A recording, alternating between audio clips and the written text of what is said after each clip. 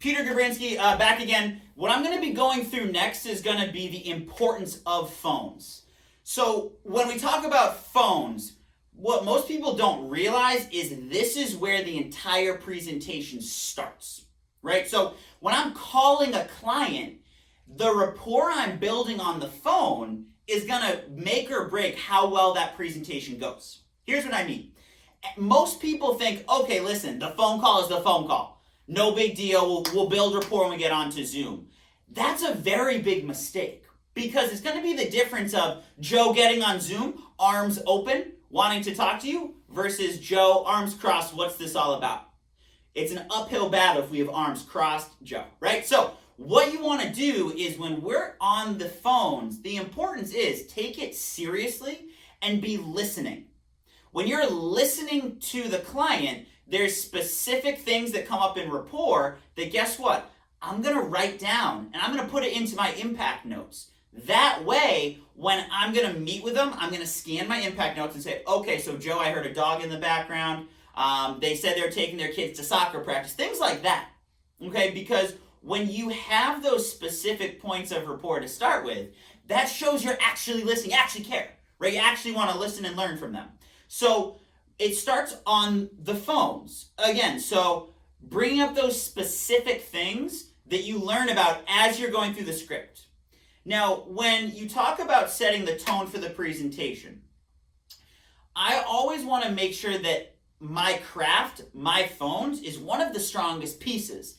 And the reason that I say this is when you're setting that tone for the entire presentation, I'd much rather find myself in a position where I'm talking to someone who's listening to me and interested versus someone who's skeptical being like, what is this all about, right?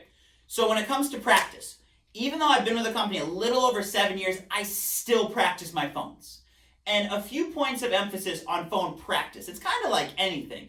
Practice your craft. It's not like you're going to wake up one day and suddenly be the best phone setter, right? You played sports growing up similarly. It wasn't like all of a sudden I woke up and I could hit that elbow jump shot every time, right? It takes practice points along the way to master your craft.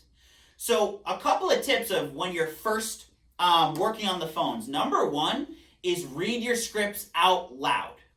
Read them out loud and record it on your phone. So then you know what you sound like. It's kind of like watching tape in football if you're watching tape in really any sport. So make sure the first couple times, read through it to get comfortable. Once you feel pretty comfortable, record one. And then what I would suggest you do is when you're listening to it, hold up your phone and watch.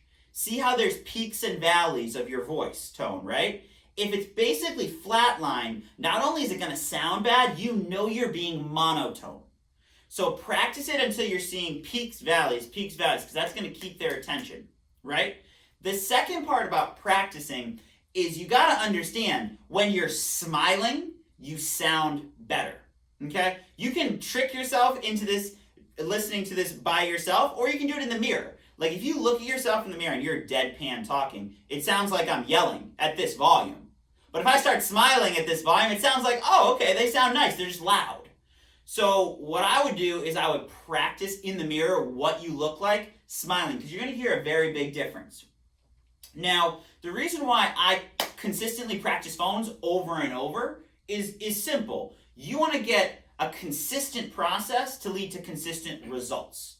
You can't control people answering the phone. You can't control people hanging up on you.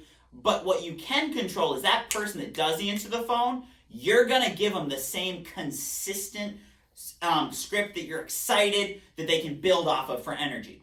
So that's why when I'm practicing my phones, I practice every single script until it sounds good. Record it, then record it with rebuttals, then call a friend is a good way to do it, where then they can give you rebuttals as well. The more comfortable you get on the phones, you'll hear yourself sounding comfortable. I know that sounds kind of weird, but it's true. The more you practice it, the more comfortable you're going to feel on the phones, and it's going to come out when you're talking to someone, because you're going to be talking quickly on the phones, but you're going to sound confident versus ums and uhs and awkward pauses, right? So again, when I'm practicing, it's like anything. You can't expect to be good overnight at it. A perfect example is like Michael Jordan was cut from his varsity basketball team in high school. What did he do? He then went back that summer and practiced harder to get better.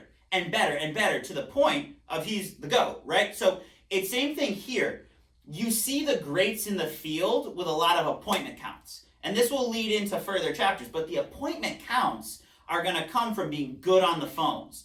The sit count is also, guess what, going to be good coming from the phones. The number of referrals you collect, again, crazy as it sounds, starts on the phones. Because again, if you build that rapport over the phone with them, they're going to want to meet with you more, and you're going to have a much easier time moving through the presentation. Now, it starts with a little snowball though. So if you don't take your practicing seriously on phones, you're going to make your life that much harder. So again, to recap, the importance of phones, number one is this is where rapport starts. This is going to be them make or break if they're actually going to sit with you or not. So make sure it's a good phone call. Number two is specific things you learn, bring them up when you're talking on the phone, but bring them up when you're on Zoom with them as well. When you're practicing, the first couple times it's not going to be pretty. I get it. Practice reading it out loud so you hear what you sound like. Once you think you sound good, record one and then watch and listen. Watch the peaks and valleys on your phone and listen to what it sounds like. Next, you're going to practice in the mirror to see how different it is when you see yourself smiling. You're going to hear how different you sound on the phones. You put this all together, this is setting the stage for a great presentation and a client being open to listening to you versus the client being arms folded. How long is this going to take? I got plans after this. What's this all about? Why make your life more difficult? Again, practice your craft to the point of being perfect or as close to perfect as you can, because then you're going to get consistent results. Consistent process, always have the script, leads to consistent results.